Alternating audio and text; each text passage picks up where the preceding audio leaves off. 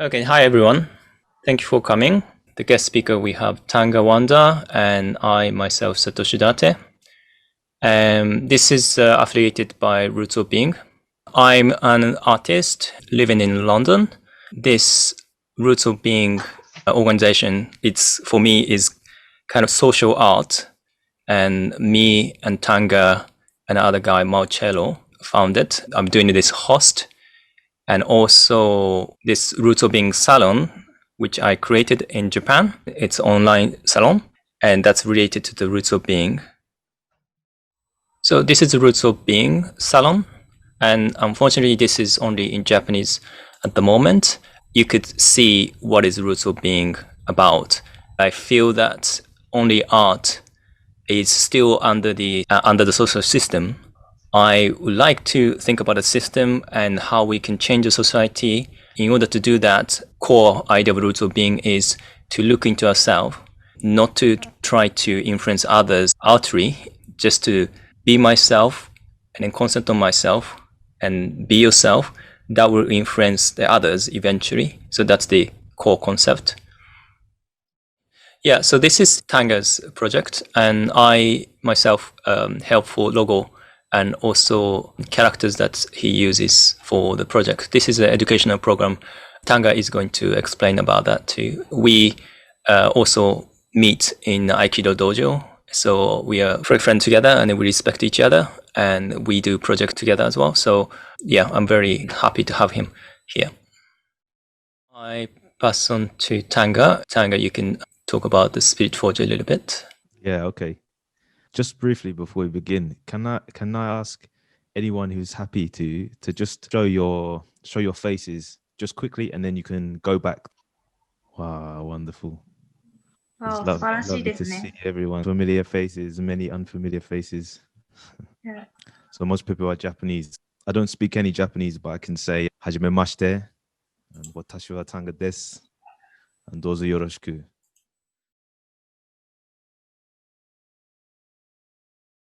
So Spirit Forge was a project which I set up with my partner Zoe, and we did so maybe 3 years ago now, 3 or 4 years ago. We're mainly working in schools, doing projects with young people, but also in the community with young adults and adults. Inspiration behind this project was to find a way to fill a gap in mainstream education.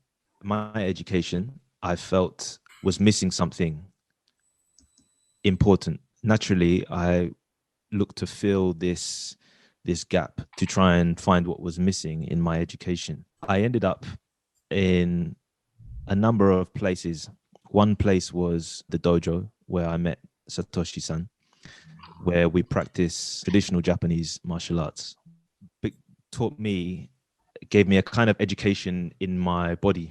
Another place I looked to fill this gap was through studying philosophy in mainstream educational setting. So places like college and university. And the last place that I ended up searching was through music. And I think through these three different avenues, I was able to provide myself with some kind of education that was not handed to me automatically by society.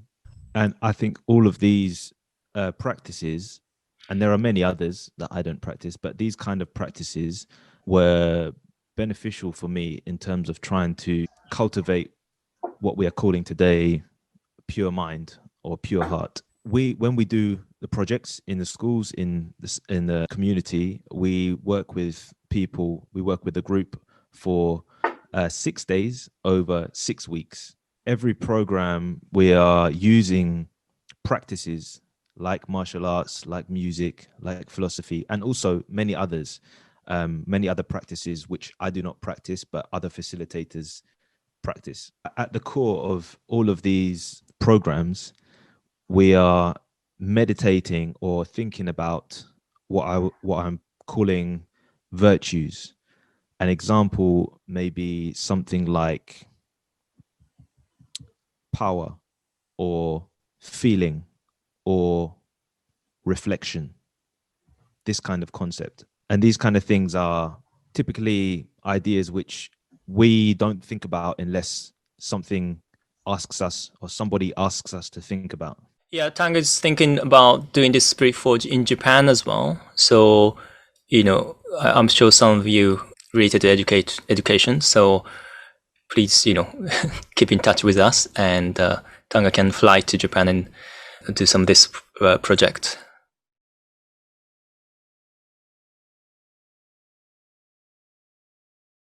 Okay, Tanga. So I think I was actually puzzled that when you said that you are teaching philosophy even before the Spirit Forge, and I think not only Japanese people probably will be puzzled as well. You're teaching children philosophy. Is it difficult for children to understand? Because when you say philosophy, people think it's it's a very difficult thing, and how can children can learn? To learn about philosophy might be difficult. So to study the complex ideas of a very clever thinker, that can be difficult. There's a difference between teaching philosophy and to a young person and doing philosophy with a young person. When I went to university and I studied philosophy, they say, here is a famous philosopher. He said these things, read about him, understand the ideas, and then prove that you understand the ideas. But to do a philosophy with a young person, I don't need to understand any philosophical ideas. I don't even need to know the name of a philosopher. I just need to be able to try and answer a question, or even just ask myself a question, and to approach the question with what we're calling today pure mind or pure heart. So children ask the question why a lot. If we are engaged in what we're calling pure mind, then we will entertain the child's question. We engage in a practice together around the question. A question like, is God real? Why must I eat the fish? A question like, why must we lock up the criminal? These kind of questions take time to answer, and they can become an inconvenience if we are trying to get something done. So if we have work to do, then we don't have time for these questions. But these questions are vital to cultivate my mind and my heart. It's the difference between me figuring out what I think and you telling me what I must think. So this is the kind of philosophy I do with young people, asking them questions and helping them ask one another questions and creating a space for this kind of process to take place. Thank you very much.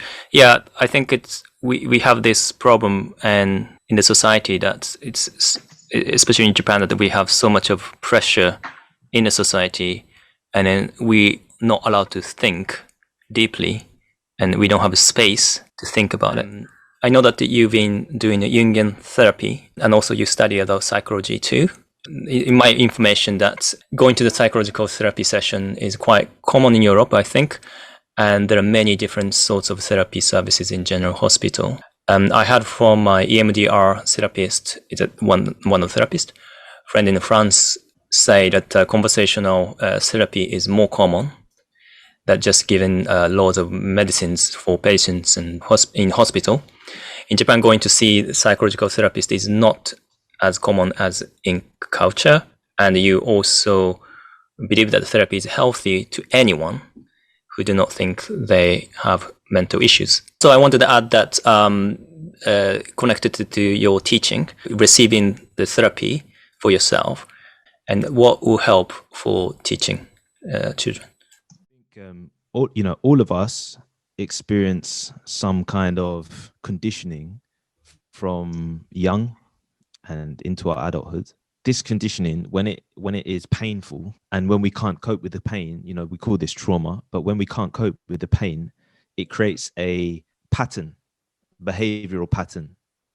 When it's painful, when it's difficult and we can't cope with the pain, it leaves a mark on us.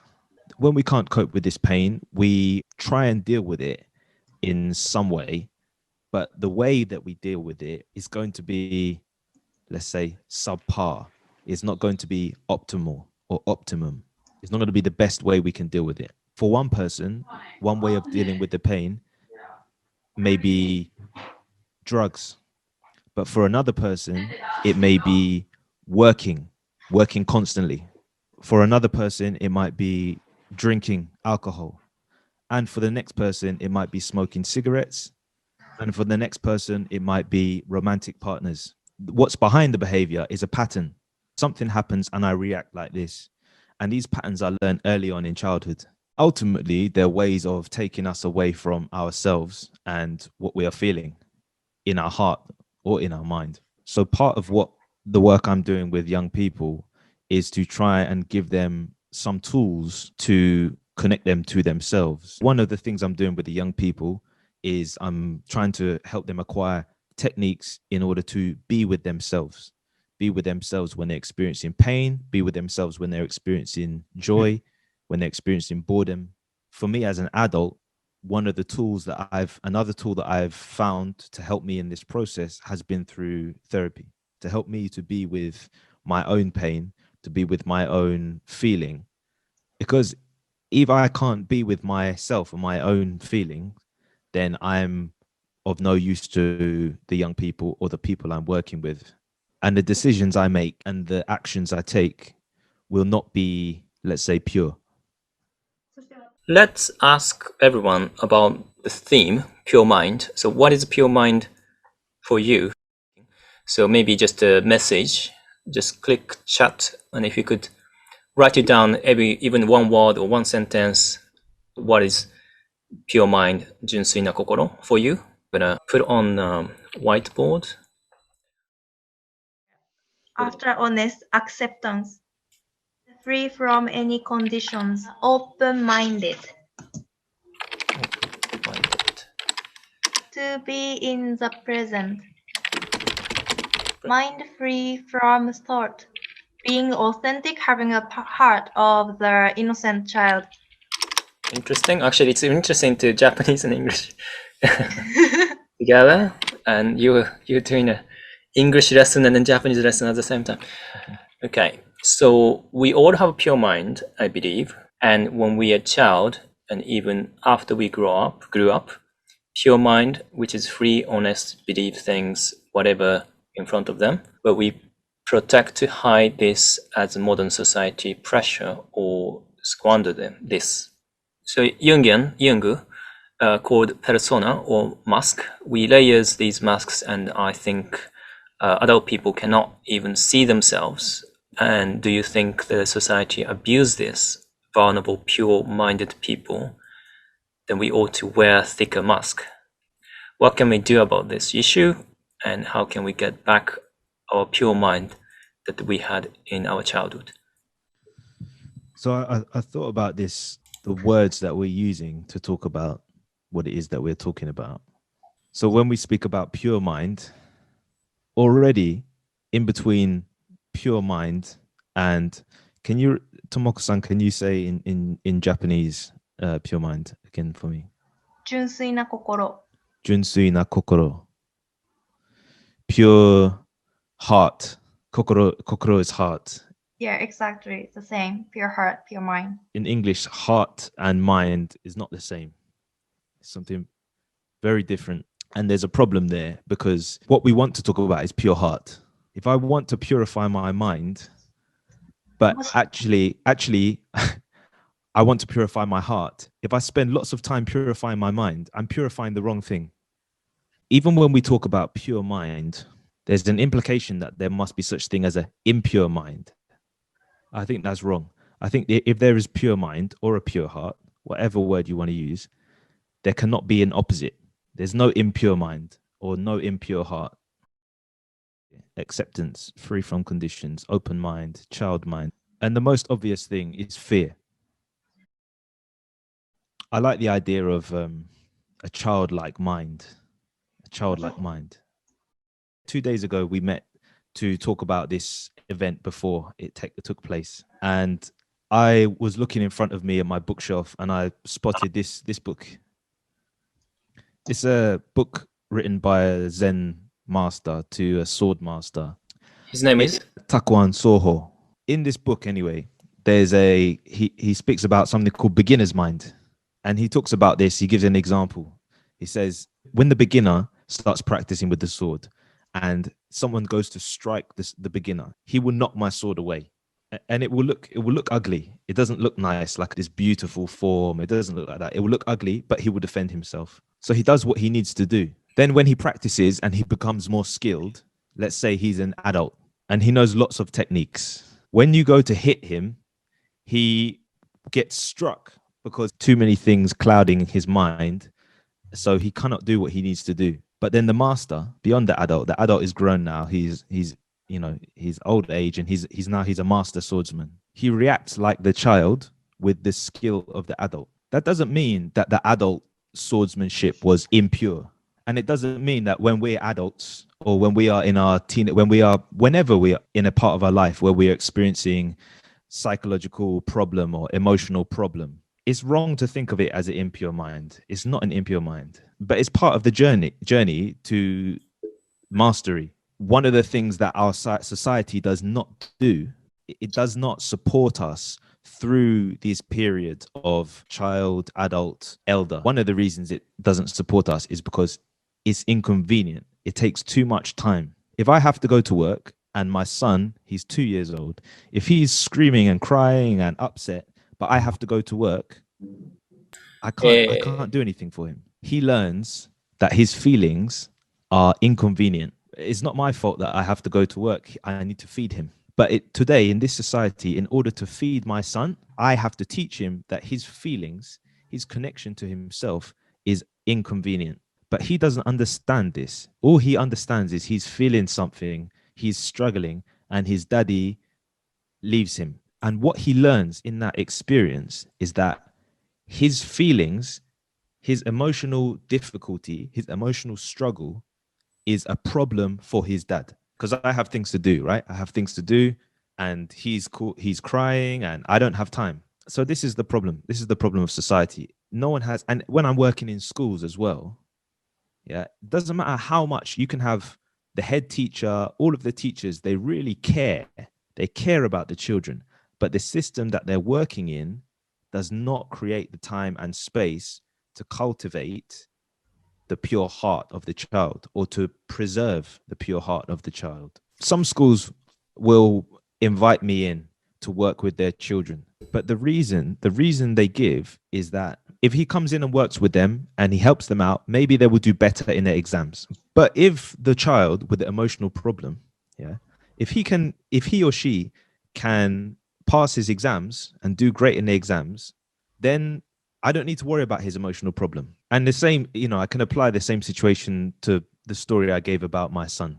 I can help him with his emotional struggle so that I can go to work. The emotional well-being, the emotional health of the person is put behind the agenda, the task, behind what we need to do. And this is just disconnecting us from this state of being, state of mind that we are talking about today as pure heart. Our society or societies all over the world, doesn't matter, UK, Japan, doesn't matter. They are crumbling. And the pandemic is one example. But there are many, many, many examples. So if we find a way to start with ourselves and put my connection to myself above my survival, whether that's work or whatever it is that I think I need to do. Otherwise, I'm just going to repeat the pattern. Tanga, so as we chat about the meeting, you talk about the 2-year-old son. Tell me the story about good and bad, and then you... Yeah, it's the same as pure and impure, good and bad. In the same way as I don't like the idea of impure. I like pure heart. I love this idea. But impure heart, I don't like this idea. So we can have the idea of pure heart without the negative. Yesterday, Satoshi, I was talking about my son, and I was saying to Satoshi, I don't call him good boy. If he does something that I like, I don't say good boy. And if he does something I don't like, I won't say bad boy. And sometimes I forget and I will say good boy. Yeah. My rule that I try to keep is I don't say good and bad, because when I tell him good boy, I'm telling him that if he behaves a certain way, then he is valuable.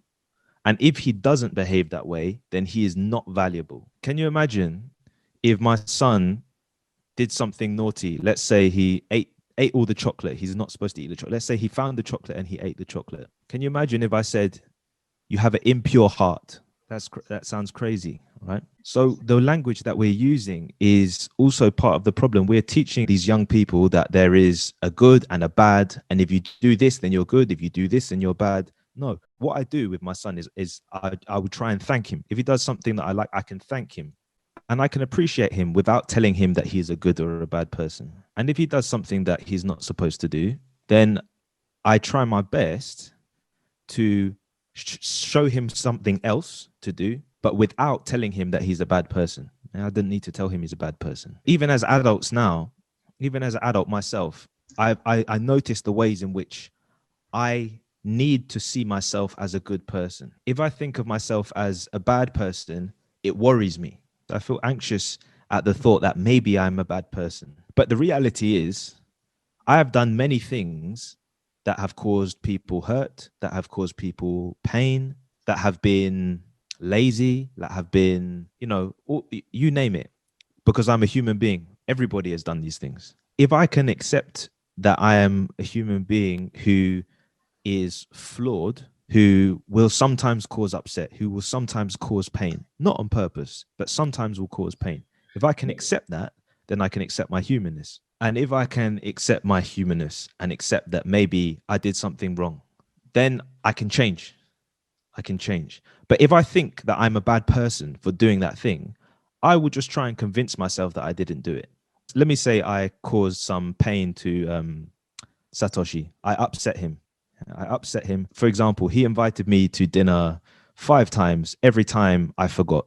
If I can see myself as someone who makes mistakes, but even though I make mistakes, I am still someone who has a pure heart, then I can find the humility to say to Satoshi-san, I apologize. I forgot again.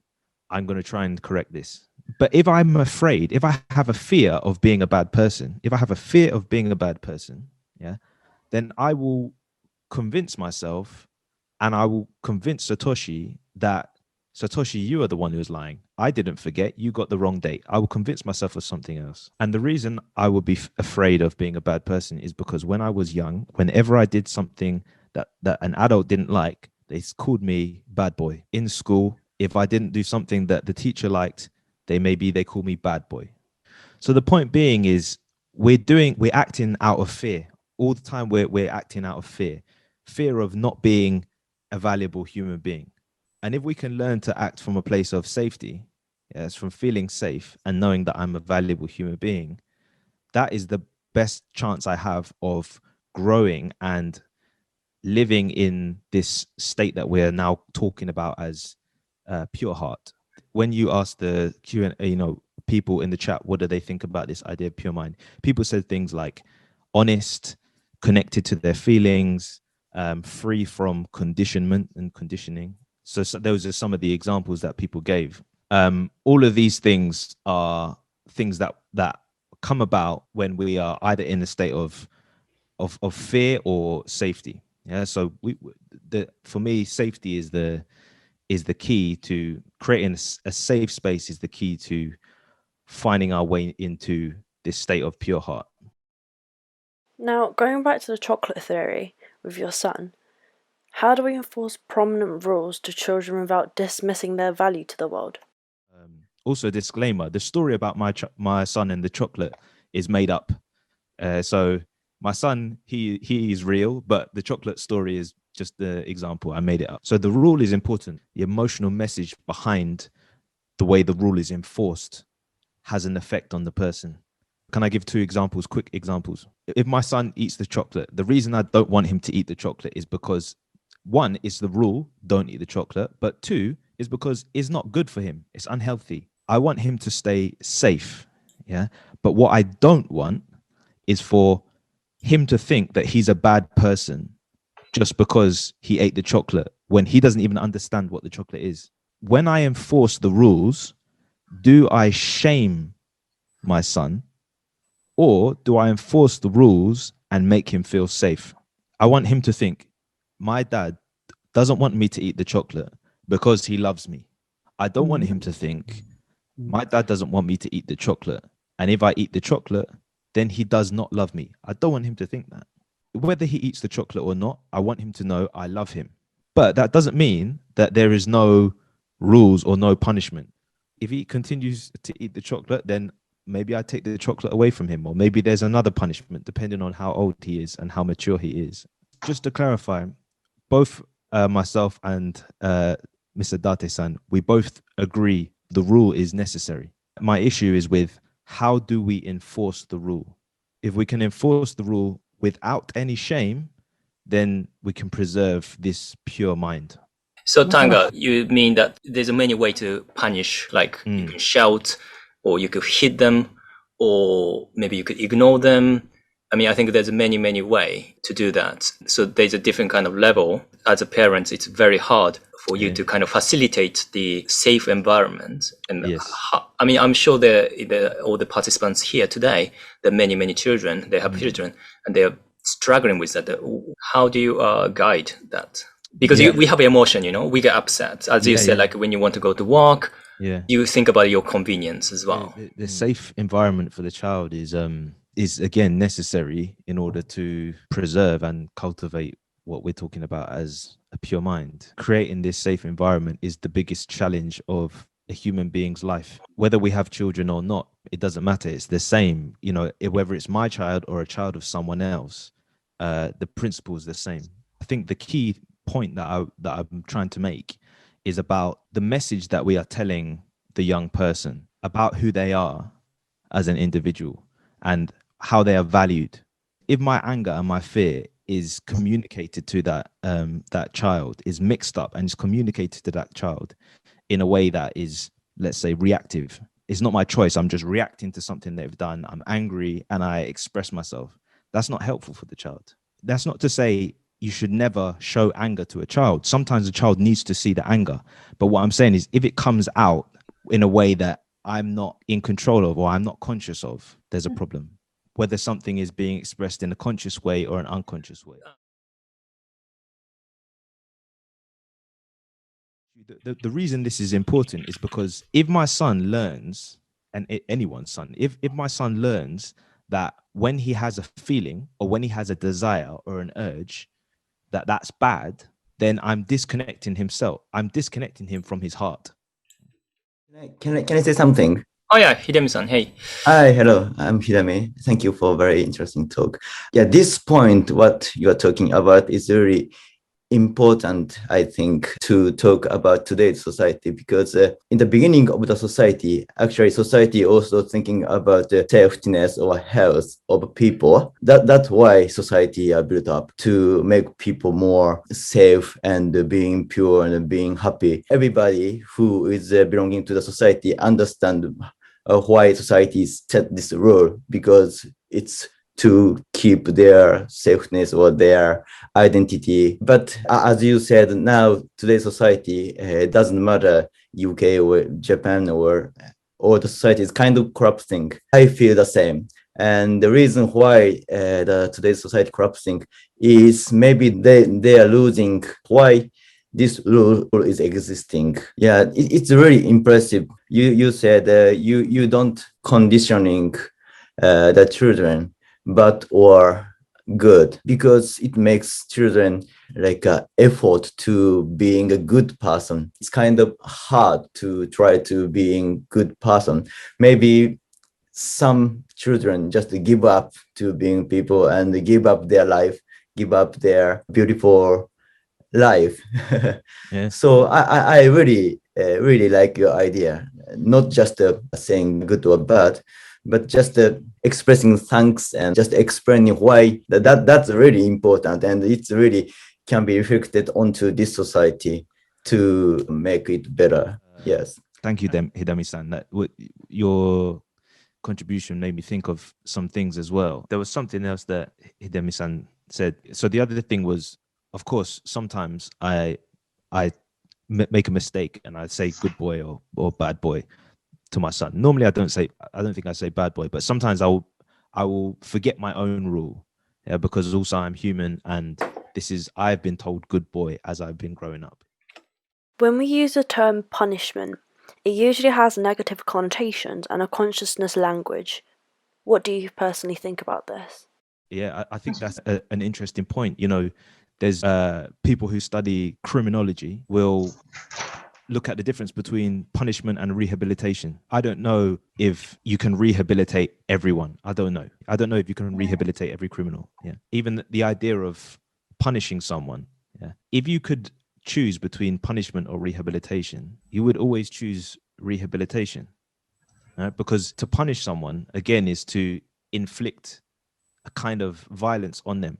If they're not going to change, then why punish them? If you can't change them and you're not going to punish them, then what do you do? Yeah, well, that's a good question. I don't have the answer for. And I wanted to add something. Punishment itself, I mean, we have all the language that is really control us as well. And I don't really believe in punishment at all. And I don't know what could be helpful for punishment. For example, in Japan, that we still have a death penalty as well. And then some people say that this any kind of penalty will control the bad criminals. But I don't really believe in that, because if you don't have that, we're going crazy. I don't really believe that. What do you think about it? And all of these things are there to keep us safe, whether it's the punishment or the rehabilitation or the rules. They're all there to keep us safe. My point is, do our actions come from love or not? Because if they don't, they're not going to have the effect that we want. Because I can tell, or we can all tell, whether or not someone else is acting towards us from a place of love or not. Yeah, I know the difference between a rule that is set for me because somebody loves me, or a rule that is set for me because, of some other reason, because maybe to benefit somebody else or something like that. But the punishment that we have from the nation-wise, like, for example, like if you steal something, then you get a punishment. And I don't know, they have love, based on this rule. We cannot really tell that if it's kind of social rule and not coming from love. It's hard to tell on the societal scale. It's hard to say, is this rule there to protect me, or is this rule there to protect someone powerful? But on the personal level, in the interpersonal level, you can tell, I can tell in my heart, I know if someone's actions towards me are coming from a place of love. And on the interpersonal level is the place where we can cultivate this space to feel safe, to feel vulnerable, to find a way to connect with our feelings, what we're talking about as pure heart, pure mind. This is the place to start, and this is the place that we can affect, actually. We can't change the large structures of society, but if we change our interpersonal space, if enough people do that, then the structures will change themselves.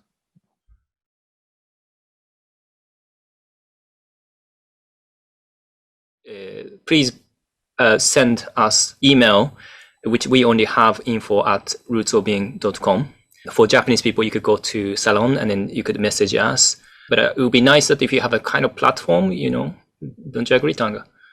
Yeah, absolutely. I mean, we have an online salon, but if you wanted to join, even you're English speaker, please let us know. I'll think about it. I just started from Japan.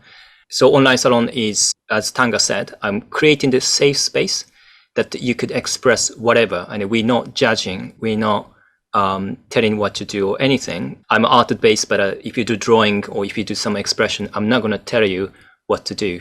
I just wanted to create a space, the safe space, and you could express whatever, and then we can discuss that within the salon. We use a Facebook group to do that. And we do also this kind of discussion or guest speaker workshop and many things. So if you're interested, please let us know. Thank you. And I think there's real value in these conversations happening in small spaces. these small interpersonal spaces are where I think these conversations need to start. And maybe there is a format where it could be more interpersonal between participants as well. Are we rounding up, do you think? Well, it's up to you. Yeah, I think the conversation spanned across a number of places. I think there's lots of also really interesting comments in the chat, but I think I'm happy to finish there if you're happy to do so.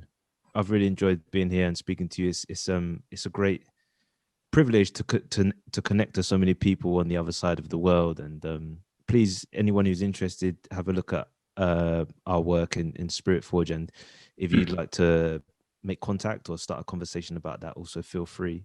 Other than that, yeah, just thank you very much for hosting me. And yeah, I look forward to seeing or speaking to you somehow soon. I say mata ne and arigatou gozaimasu. はい。ありがとうございます。またね。 Thank you for joining us. See you. Thank you so much for your very interesting talk. It's very nice. Yeah, thank you so much, Tanga. It's been really interesting and useful. I work as counselor and also I do some spiritual work. So what you've been talking, it's really, I can really relate to you and thank you. And Oh, I'd like to connect with you more. that's wonderful. I'm going to put my email address at the bottom just so if Great, anyone do wants to continue conversation with me, please do. Yeah, please Great. don't hesitate. Thank you very much. Okay, thank you very much. Okay. See you later, everyone. Bye-bye. See you. Thanks. You can. We can have a maybe 5 minutes break, and if you want to be here, just be here. 多分みんな日本語で大丈夫なんじゃないかな、もいや、面白かったですよ。すごう。い。よかったです。なんかちょっと、はい。僕らは結構キリキリ回ってたんですけど、あ大丈夫かなっていう。いや、でもなんか、あと社会の根底について話さなきゃダメですね、やっぱり。そうなんですよ。結局そこが問題なんですよね。まあ、だからこそ、まあ僕とかタンガとかは、その、できる範囲の僕らの中でこう少しずつ波紋を広げるというか。だから本当にその根底のエデュケーションの部分を、こうどうやってやっていくか、そこにはこうなんかピュアネスみたいなものがすごい重要で。どうですか、秀美さん、教育者として女子美で。いや、だから本当に、もう日本の大学生、もう日本で大学生までなっちゃうと、もう、今回のトピックの中にもありましたけど、そのフェアネスっていうか、こう、コンディショニングされなければいけないっていう、なんていうんですか、恐怖心でもう満ち満ちてくるわけですよ、大学に。社会にどうやってフィットするべきなのか、みたいな。それは、ね、こう大学を卒業することとか、就職することとかっていう具体的なプレッシャーがあるわけですけど、別に大学なんか行かなくたっていいし、就職なんかしなくたって生きていけるわけですよ、本当は。だけど、もう小学校、中学校、まあ、もっと言えば幼稚園くらいから、この社会にあなた方は歯車としてフィットしていかなきゃいけないんですよっていう教育を受けてきてるわけで、で、そこにさっきもその、話題になりましたけど、なぜその歯車にならなきゃいけないかっていう理由がないわけですよ。もうそれもサバイブしなきゃいけないっていう、もっとなんか切実な問題で書き消されちゃって。サバイブになってますよね。そう、サバイブなんですよ。何かしたいというよりかはもう、それをしなければ生き絶えてしまうんだっていう、イメージが子供たちには植え付けられてますよね。そう、だって小学校に行かなきゃいけないんでしょ。中学校に行かなきゃ、中学校卒業したら高校に行かなきゃいけない。高校に行ったら大学に行かなきゃいけない。大学に行ったら就職しなきゃいけない。じゃないとあなた方は生きていけないですよっていうことを言われ続けて育ってきてるんで。いや、僕もそれはその恐怖がかなりありましたよね。小さい頃から。だから、そこのレールに入っていかなかったら、まあ、もう 99% の人はどうするのっていう顔をしますよね。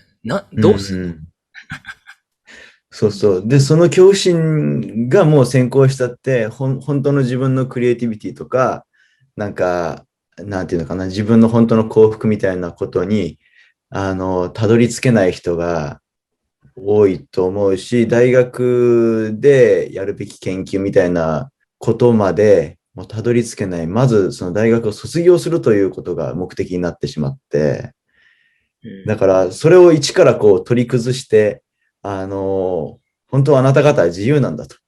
自由になるために大学があるんだという、そもそものところから問い直さなければいけないっていう、すごい作業を強いられますよ。今の日本の大学の教員は。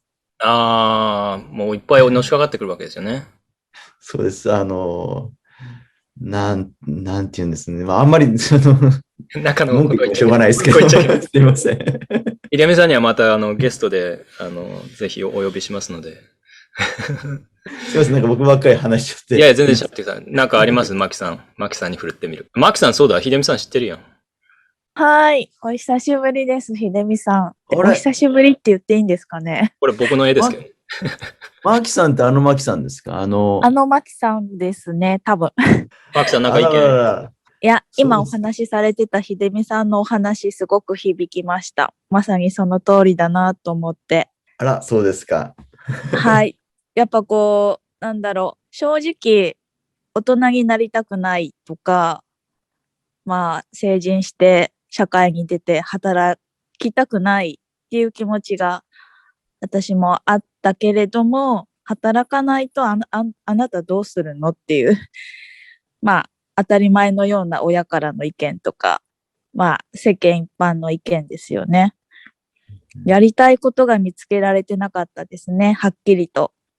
だけど、何か見つけて、何かしなきゃいけない、働かなきゃいけないっていう、プレッシャーというか、社会に出るの嫌だなっていう気持ちがすごくありましたね。いや、そうですよね。なんか別になんか見つけなくたっていいんですけどね。毎日気分よく生きてさえいければ、それでいいと思うんですけど、でも、もちろん何かこう成し遂げるべきことを見つけることが、まあ、そもそも成し遂げるべきことを見つけられる人なんて、そうそういないですよ。でも、運よく成し遂げるべきことを見つけて、その上それを成し遂げる環境がある人っていうのはすごい幸せで、それに向けて何かそういったアチューメントがあって、そこに向かって突き進むことが幸福で、その人にとって幸福であれば、それはいいことだし、別にそういうことがなくたって、毎日気分よくなんか窓辺にお花とか飾って、ああ、気持ちいいみたいな生活を送るだけでも十分人間の生活を全うしてるっていうかそうですね。なんか、そういうのが自分にとってのなんか癒しであり、なんか求めてることだったり、幸せに感じられることだったり、日常の些細な時間が、何気ない時間が、私は好きなんですけど、やっぱ親から、すいません、どうぞ。いいです、どうぞどうぞ。何やってんですか？親からのなんか言葉がやっぱり結構身近な存在でもあり、なんですかね。なんか正社員じゃないとダメっていうのもすごく感じてましたね。そうなんですよね。それもあれですよね。親が考えるいい悪いで、単価が言って、親のエゴでいかないと思うんですけどね。はい。だからもうコンディショニングだらけですよね。はい。でも別に生きてさえいけりゃいいと思うんですけどね。いや、全く僕はそう思ってます。そう思いますよね。人様に迷惑をかけていないのであれば。別に人様に迷惑かけたっていいんですよ。迷惑かけ合うために社会ってのがあるわけですから。でもその場合、なんだろうな。まあ、ルールの話に戻りますけど、例えば殺人だとか。もちろんそういうね。でもそこもでも一応大きなルールではありますよね。いい悪いが出てきちゃう中のそうですね。迷惑というか。まあ、その辺の、だから履き違いができないように、タンガが言ったように、大人であり子供であるっていう状態が理想ですよね。本当に。いや、ソードマスターの話は良かったですね。なんか僕、あれどっかで聞いたこと、あれ有名な本ですか？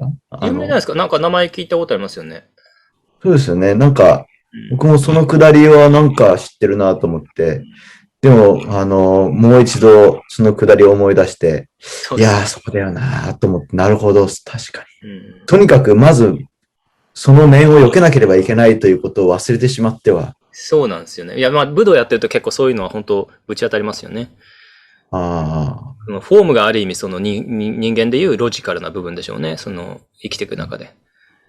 社会と同じですよね、本当に。なんか、良き、生活を作るために、こう、ルールを作ったり、社会制度を作ったりするわけだけど、そればっかりが先行してしまうと、最初の良き生活を得るっていう目的は忘れてしまって、面を受けてしまうっていうのと、いやー、まあで今日のもそうですよね。話。でもまあそれは例えの話ですけどね。でもその、普通にのんびり生きてたら面を受けるかって言ったら、だから確かにまあ社会の面っていうものを食らうかもしれないですけどね。周りが何のんびりしてるんだっていうことで、てやってこう、面を食らうかもしれないけど、その面自体も間違ってるかもしれないですね。実際の世界の中では。そうですね。だからロジカルな、こうでなければいけないっていう大人たちが決めたことに、そうそう、だから純粋でいられるっていうことが、特に日本とかだと認められないじゃないですか。そうなんですよ。だから、バカみたいに遊んだりとかね、なんかこう、正直でいることによって、ちょっと今回話さなかったですけどね、正直でいることでターゲットにされてしまうっていう世の中があるじゃないですか。まあ、オレオレ詐欺もそうだと思うんですけど、オレオレ詐欺って古いか。ご老人方に騙すのってまだやるじゃないですか。それはある意味純粋な心を悪く使って利用して犯罪が起きてるっていうことは、やっぱり純粋な人たちっていうのは弱い立場であり、ターゲットにされてしまうっていう世の中があることで、まあ、仮面を被っていきなきゃいけないってことになるんでしょうね。セーフプレイスじゃないってことが問題ですよね、社会で。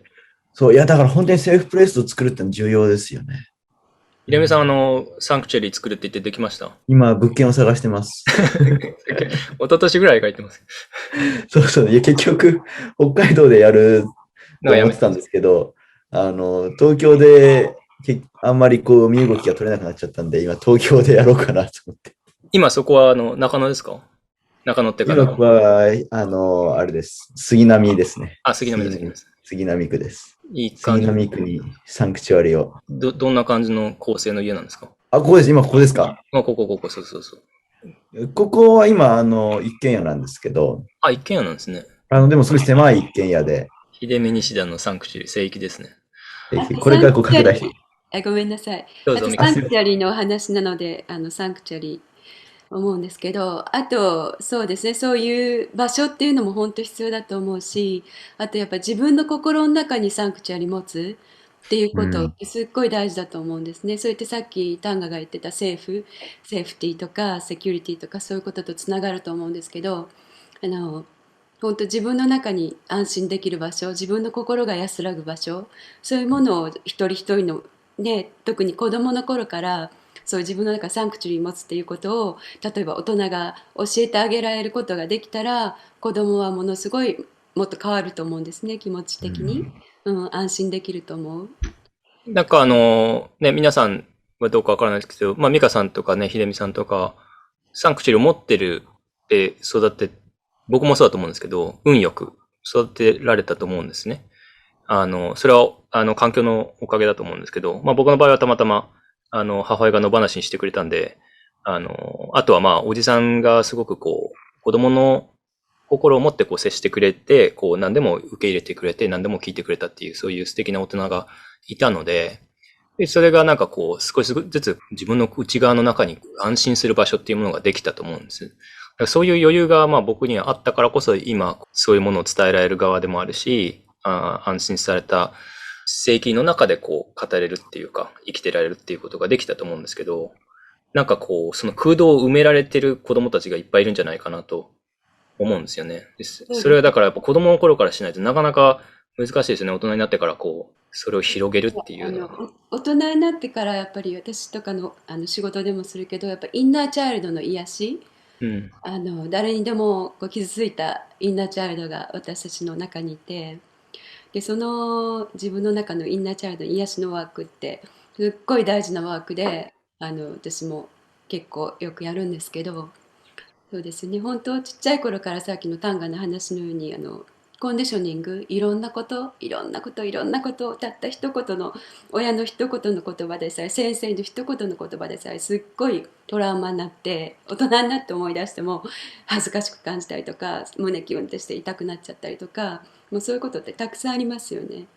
でましてや例えば親に虐待されて育ったかわいそうな子どもたちとか、その子たちの心のそのサンクチュアリ持てって言われたって、ね、そんな環境になかったからもちろん持つことできなかったし、だから、ね、だからもう教育がそういうことを子どもたちに教えられる教育の場があったらいいなって私は思うんですね。でまあ教育の場って言ってももちろん学校に行ける状態でない子どもたちもいますよね。もうそれこそ究極だと親のいない子どもたちもいるわけですし、だからもうなんていうのかな、もうコミュニティ単位でもっと子どもたちをケアできる、そういうコミュニティを作っていくっていうのがすごい大事なことだなって私は感じてるんですね。作りましょう。ひなみさんのその聖域は、それできるんじゃないですか？子供たちとか、女子美だけならずに。まあ、女子美の生徒をそういうとこ連れて込んでったら、なんか、女子美に怒られるかもしれないですけど、なんか違うことやってんのかってなるかもしれないけど、ね、小中高幼稚園がなんか集まってなんか面白いことやるみたいな場所がね、あるといいですよね。まあなんかその僕の役割は、もちろんその小さい子供たちの教育をどうにかしなきゃいけないっていうのあるんですけど、まずもう、まあ僕が一番こう対峙してるのは、今、20歳前後の学生たちなんで、まあその人たちの聖域をもう一回取り戻すっていうか、要はね、いわゆるこう、インナーチャイルドっていうか、心の中の聖域みたいなものをぶち壊されながら育ってきた人たちなんですよ。そういう人たちが、いや、いいんですよと、それを取り戻しなさいってまず、言わなきゃいけなくて、で、それをまあ、やっぱりこうリハビリテーションっていうか、まあちょっと意味は違いますけど、さっきの文脈とは。そういった本当は持っておくべき、持っていていい、こう、内面のなんか自由さとか、それこそ純粋さみたいなものをもう一度取り戻す場所が、まず、まあ僕が今対峙している年代の学生たちには必要で、それをまずやらなければいけないなと。で、もちろん、これからそういった、年代が待ち構えている子供たちに対しても、それを、捨て去らない教育をしなきゃいけなくて、今、公立の教育は全部、まあ、それを一旦捨て去りなさいと。で、有益な人間になりなさいということが今の、まあ、他の国はどうか知りませんけど、日本の、まあ、そういう教育システムなわけですよ。だからそれを、まあ、システムから根底からこう変えていくのは非常に難しいけれども、やっぱりタンガさんのように、草の根って言ったら失礼かもしれないけれども、小さいところから徐々にこう、子供たちのそういうこう内面を救っていく、救わなきゃいけない状況を避けるっていうか、それをこう、キープしながら成長できるような、教育に本当はしなきゃいけないし、社会がそれをやっていかなきゃいけないですね、本当。でもやっぱりそれぞれなかなか大きな社会制度を変えるのは難しいから、僕はその大学生に向かってそういうことをしなきゃいけないし、まあ手法はだから違ってくるかもしれない。で、こう小さな子供たちに対峙している人たちは、そういう子供たちに対してそれぞれの活動をしていかなきゃいけないっていうのはもう本当に、やっていかなきゃいかんですね。そうですね。そうですね。あと本当日本とこっちの、私は10歳の息子がいるのでこっちの学校のこととか分かるんですけど、でここの地域ってホームスクーリングの子どもたちがたくさんいるんですね。でうちの子はまあ学校行ってるんですけど、でもそのホームスクーリングのやっぱり子どもたちっていうのはやっぱりこうフォーレストスクールとかって言ってフォーレストがすぐ近くにあるので、そのフォーレストの中でいろんなことをやったりとかやってるんですね。でうちの息子も休みの時はちょっと参加とかできるんですけど、なんていうかな、日本だとなかなかねホームスクーリングしてる人も本当ほとんどいない感じだと思いますし、難しいっていうかね、だからそういうなんていうのかな、まだホームスクーリングしようって学校のああいうエデュケーションのああいうシステムには賛成できない親御さんたちが、うちはもう子供は行かせない、ああいう学校に行かして型にはめてそういうのはしたくないっていう親御さんが結構ここの村にはたくさんいて、結構大きなコミュニティがあるんですよね。だから本当なんかそういう意味で日本に比べてまだ自由があるっていうか、そのホームスクールの場合はもう親が教える感じですか、完全に。家庭によりますね。やっぱりほらやっぱりチューターを雇うって言ってもお金がないとチューターなかなか雇えないから、だからまあちょっとお金に余裕がある人はチューターも雇ってそういうフォーレスクール行かしたりとか、あとスポーツやっぱそういうホームスクーリングの子たちにスポーツやってくれる人がいたりとか、そういうとこ行かしたりとか、あとスカウトも森の中でやってるのでスカウト行かしたりとか、でやっぱりチューターを雇う余裕がないとやっぱり親がちょっと教えたりとか、でまあ年齢によると思いますけど、ちょっと大きい子だったらまあコンピューター使えるからそこでオンラインで数学やったりとかそういう感じで、それがでもなんかコミュニティ範囲で、その近場だけで、もしかしたらその親の中にも、教える能力のある人たちがいるかもしれないし、そういう感じでできたら最高だなってちょっと思いましたけどね。教わんなきゃいけないことってまあ一応あるわけじゃないですか。国語算数とかいろいろ。だけどその中でやっぱり一番子供の中で必要なのっていうのは、どういった先生でどういった影響力のある人がいたかってことの方が重要だと思って、そういう能力のある人がいれば、それでいいと思うんですよね。覚えることって後でもできるし、ほとんど覚えてないですしね、小中高といろいろやって。もう全然覚えてない。だから、国語はまあ重要かもしれないけれど、それ以外に関しては、なんかどういう先生がいたか、あの先生本当素敵だったなとか、子供に優しかったかなとか、そのことの方が重要だと思うんですよね。そこがなんかやっぱりセーフティーな、この大人なら心を許せるみたいなのがあるじゃないですか。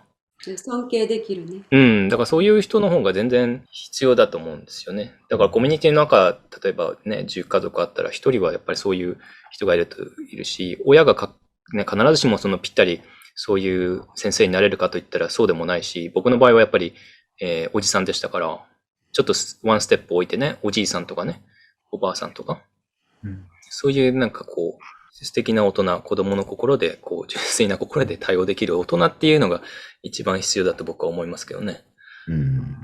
いや、そういうのは本当に素敵だなと思いましたね。私自身が本当そのコンディショニングも型にはめられて育ってきて、親から何しろあれしろ、習い事も全部決められて、成績もこれを取らないとダメ。それ以下だったらもう本当に罰与えられるとか。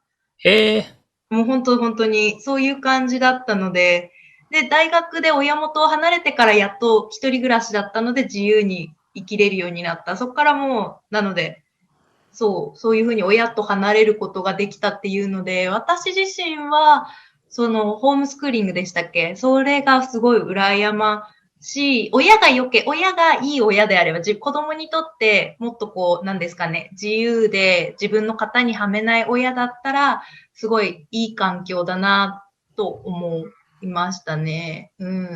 だからなんか、学校とか社会を変えるよりも、私個人としては親を変えてほしい。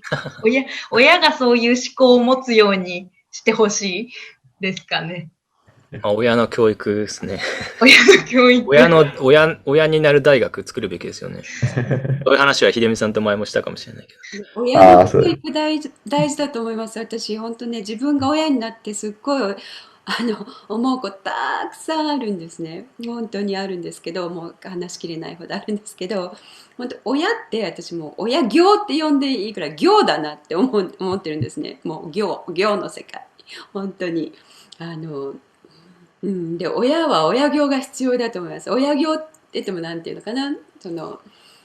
だからどのように親業ができるか、どうしたらその親業を自分でこなしていけるかっていうか、本当にもう学びだらけの世界ですね、親になるって。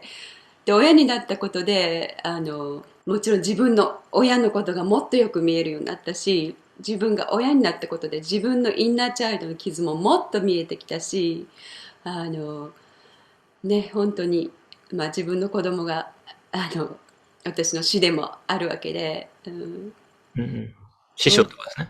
そうですそうです、いろんなことを気づかされてる。で、常に子供って常にやっぱり変化していく生き物なので、親も変化していかないと、親が同じ凝り固まった考えで育てようとしちゃうとね、子供にやっぱりそういう影響を与えてしまいますよね。だから親がいつも私も変化しなきゃなって、でも私もまだまだ至らないので変化できないところがいっぱいあるんですけど、毎日学んでますね、本当に。だから本当親のなんていうかな、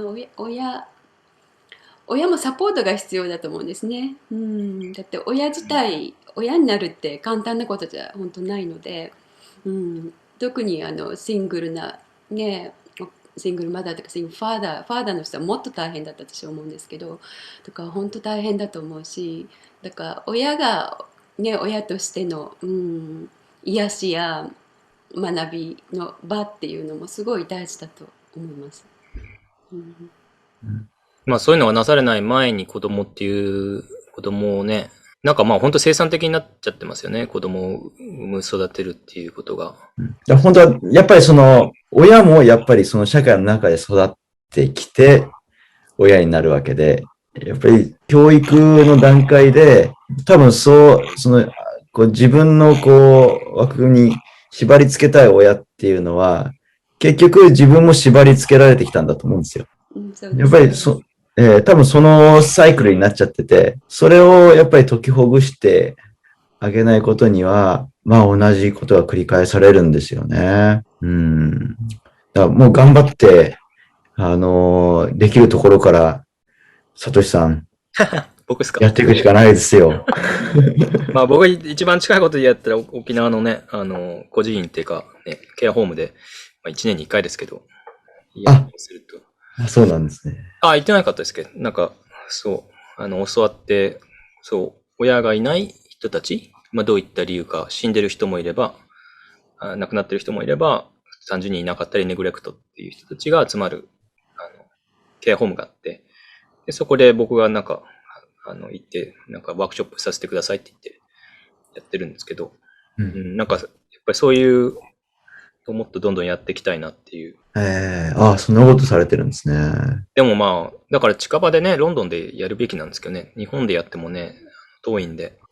サトシさん、ちょっと、そろそろ、はい。ちょっと明日が早いもんで。なんだ。大変ですね。これで失礼しようかなと思います。ではでは、秀美さん。すみません。皆さんどうもお邪魔しました。いやいや、ありがとうございます。来てくれて。すごい楽しい時間でした。おやすみなさい。おやすみなさい。また、失礼します。まあ、親のことは好きですけど、実家に帰りたいなと思うし、親は好きだけど、親の考えは好きじゃないですね。そのアンコンディショナルラブはあるけど、ってことですね。でも、ある意味それですよね。面白いのがさ、親がそういう条件付きの愛を与えてしまうからこそ、その条件付き愛でしか愛せない何か。いわゆるなんか恥ずかしがり屋な感じだと思いますけどね。そういうものを恥ずかしがり屋っていうのかな。そういうのをなくしてコンディションなしの不条件の愛っていうものを本来親もね、与えるべきだと思うんですけど、それができないからこそギクシャクするわけじゃないですか、親と子供が。何をやってもいいんだよっていうね、難しいですね。そうなんですよね。なんか視野を広く、親が経験してないことも、子供がしようとした時にはちゃんとなんだろうな、心配なのはわかるんですけど、応援してほしいなって思ったり、例えばね、外国とか私は興味があって留学したりとかもしたんですけども、親的には反対ですよね。なんか世界観を広げたい、語学学びたい、経験したいっていう気持ちで、前向きな気持ちで外国に出ようとしてるところを親は、なんでそんなことにお金使うのみたいな。結婚する時のために置いときなよっていう。まあ、なんでしょうね。なんで外国怖いじゃんみたいな。何今そんなことしてんのみたいな感じで、なんか否定されると、やっぱ身近な人に否定されると、なんか外国に出るっていうのもワクワク半分、後ろめたさ半分、罪な意識を感じるんですよね。それがなんかもったいないなと思います。ワクワク 100% でいきたいんですけどね。ワクワク 100%、ワクワクが必要ですよね。ワクワクすることも純粋さでもあると思うな。はい。だからワクワクしちゃいけないって感じなんでしょうね。そう、ワクワクが半減します。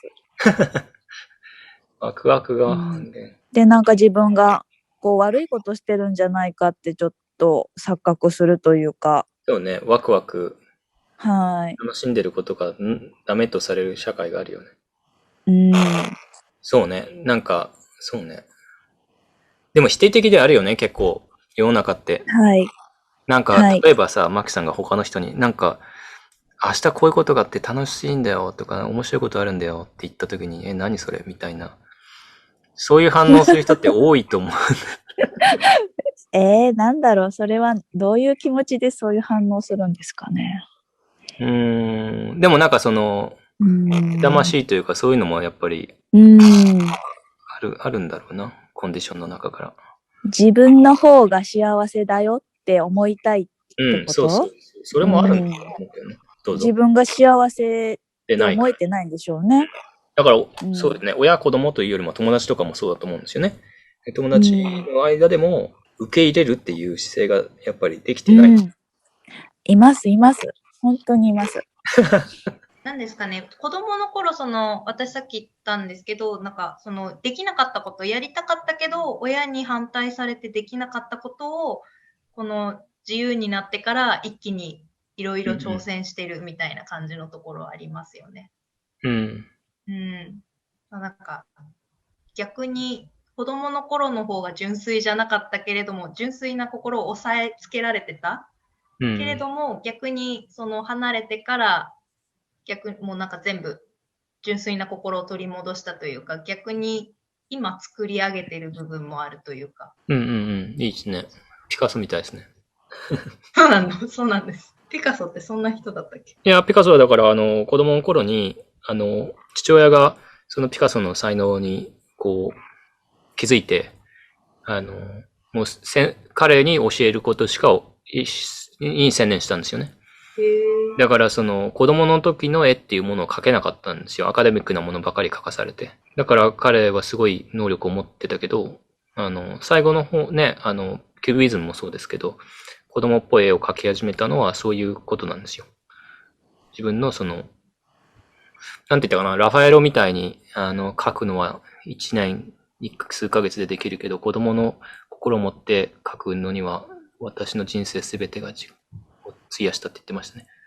すごい。自分の純粋な心を一生涯かけて一枚の絵に描いたみたいな感じですね。すごい。だからそれだけ難しいっていうことでもあると思うんですよね。なんか純粋な心で思うんですけど、私たち生まれてきた時ってどんな赤ちゃんもそうですけど、なんかそんな汚れてドロドロのそんな心を持って生まれてるね赤ちゃんなんていないし、純粋な心っていうのはもう本当そういうエネルギーで心の中にずっとあると思うんですね。でもそういろんなコンディショニングでこうやって色をやってこうやって隠されちゃって自分でもこの真ん中にあるこの純粋な心があったとして見えなくなっちゃう。いろんなレイヤーができちゃって見えなくなっちゃう。でも純粋な種みたいな、そういう心の種みたいなのは誰でも持ってると思うんですね。だからやっぱりそれもある意味種みたいなものでやっぱり育んでいくっていうのもすごい大事だと私は思ってるんです。だからね、純粋な心は消えることはないし、どんななんかことがあっても心の中には常にある。ただやっぱ見えなくなっちゃったり重たくなっちゃったりいろいろして自分でも気づけない、それをなんていうかな、なんていうかな、発見していくっていうか、自分の中のその純粋な心、その心の種みたいなもので、いろんな自分のそのワクワクすることだのね、何でもやりたいことだの見つけてやっていったりとか、いろんな人との関わりの愛の中でいろんなことを学んでいって、でこう大きくなっていくかっていう感じだと思うんですね。まあなんか魂みたいなもんですよね。どんなにことがあってもなくならないものっていうか。種って表現すごくいいですね。それもなんかまさにルーツオブビーイングって感じじゃないですか。もう種から、例えば種の環境がすごいもうなんか周りが極寒の寒いところだったら育たないし、太陽の光がなければ育たないし、水もなければ全然育たない。そういったのが、私たちの今ある、なんか、制限された社会を表しているのであって、それから、もしルーツ・オブ・ビーイングっていう、そう活動が、その私たちのその核となる種をすくい上げて、適切な場所を見つけて、そこでどんどん育っていく。そしたら、私たちのウェブサイトにある、大きな木、なんか色鮮やかな、もういろんな実がくっついたような、なんかそういう実りのある人生の木になるっていう意味ですごくぴったりじゃないです？そうですね。いい感じ。いい感じに。